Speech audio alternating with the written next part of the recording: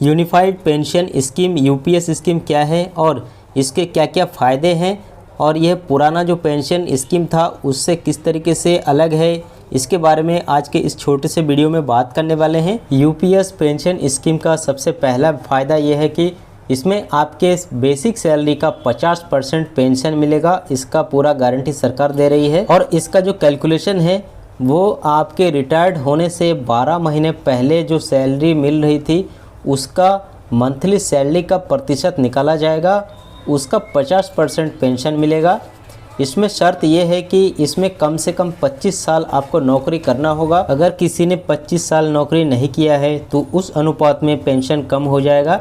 लेकिन इसमें एक बात का ध्यान रखा गया है कि जिसने कम समय नौकरी किया है यानी 25 साल से कम समय नौकरी किया है उनको भी कम से कम 10,000 पेंशन मिलता रहेगा।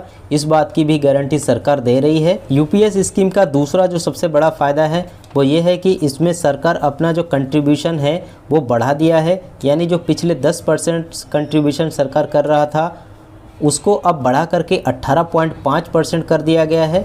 जबकि कर्मचारी का जो कंट्रीब्यूशन है वो सेम रहेगा, यानी जो पहले 10% जमा होता था वही जमा होता रहेगा। इसमें एक और ख़ास बात यह है कि इसमें सरकार जो 18.5% दे रही है उसकी हर 3 साल बाद समीक्षा होगी और इसको भी बढ़ाया जाएगा। और ये जो यूनिफाइड पेंशन स्कीम यूपीएस है ये 1 अप्रैल 2025 से लागू हो रहा है।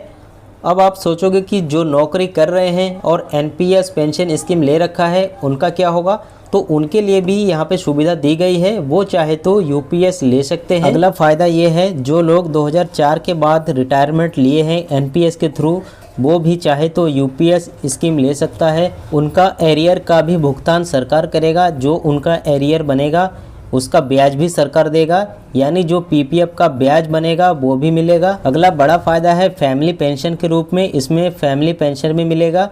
पेंशन धारक की मृत्यु होने पर उनके फैमिली को पेंशन मिलेगा। जो अंतिम पेंशन मिला था उसका 60% के बराबर फैमिली पेंशन मिलेगा। इसमें एक और फ़ायदा है कि जो लोग सुपर एन्युएट हो जाते हैं ऐसी केस में सरकार क्या कर रही है कि आपके ग्रेच्युटी पे कोई फ़र्क नहीं पड़ेगा। इसमें आपको लमसम अमाउंट दिया जाएगा। लमसम अमाउंट आपके 1 महीने के सैलरी का 10वां हिस्सा मिलेगा।